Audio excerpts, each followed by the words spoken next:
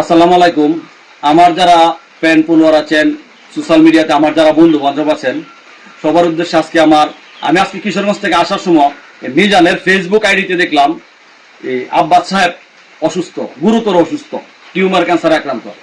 আসলে আমার এই জায়গায় মনটা খারাপ হলো। আমি যখন আসলাম, আমার বাচ্চাটা ঠিকই আমাকে জড়িয়ে ধরে বিভিন্ন ধরনের আবদারের কথা বললো।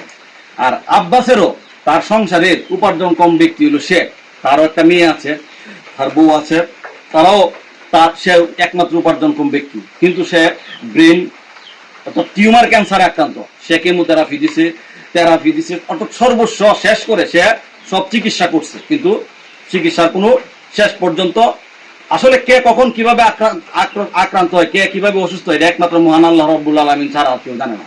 কে সুস্থ হবে, কে অসুস্থ থাকবে, সবকিছুই আল্লাহর ইচ্ছা।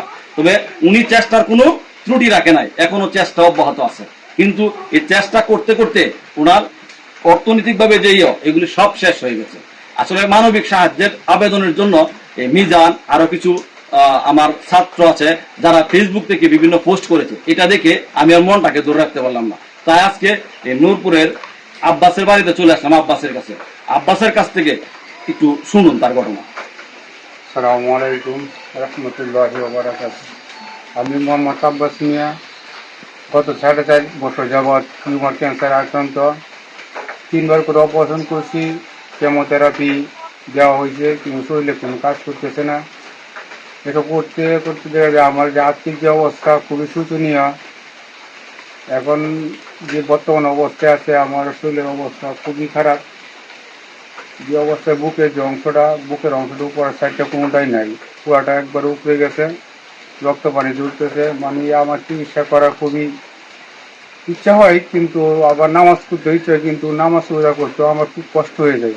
কারণ আমি রুকু সেজদা সুন্দর করতে পারি না, পুজো করতে সমস্যা হয়ে যায়। সব মিলে মনে করেন যে কষ্টের মধ্যে দিন যাচ্ছে। তবে আলহামদুলিল্লাহ, আল্লাহ দরবারে শুকরিয়া। আল্লাহ তাআলা যতটুকু আমার ভালো রাখছে, আল্লাহ দরবারে অশেষ রহমত। আল্লাহ তাআলা যেন আমার মৃত্যুর আগ পর্যন্ত এভাবেই ইমানের সহিত বাঁচার তৌফিক দান করে। আব্বাস আসলে ওনার যে কষ্টের কথা উনি পুরা দমে ওনার বলছে যে বুকটা স্যার দেখলে ঝাঁজ হয়ে গেছে, আপনারা দেখলে ভয় পেয়ে যাবেন। এইরকম অবস্থার মধ্যে দিয়েও সে শুকরিয়া আদায় করছে। আসলেই আমি সঠিক জায়গায় এসেছি, যার জন্য এসেছি, সঠিক কাজটাই করতে এসেছি।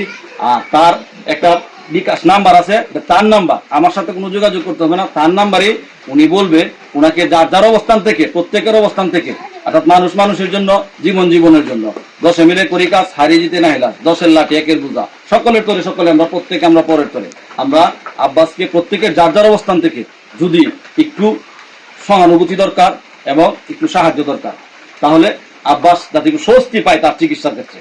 আব্বাস, আপনার বিকাশ নাম্বারটা বলেন। আমার বিকাশ নাম্বার 01679245385।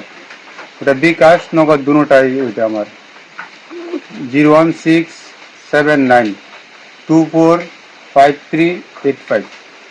আব্বাসের জন্য সবাই দোয়া করবেন এবং প্রত্যেকেই যার অবস্থান থেকে তাকে একটু সহযোগিতা করবেন, একটু সাহায্যের হাত বাড়াবেন। আমি আব্বাসকে আমার ব্যক্তিগত পক্ষ থেকে আজকে আমি নিজের পক্ষ থেকে 2000 টাকা দিয়ে গেলাম। আপনারাও কেউ যদি গোপনে করতে চান গোপনে করেন, কেউ যদি প্রকাশ্যে করতে চান করেন। আপনার দান শেষ হবে না। আপনি আব্বাসের সাহায্যে আপনারা এগিয়ে আসুন।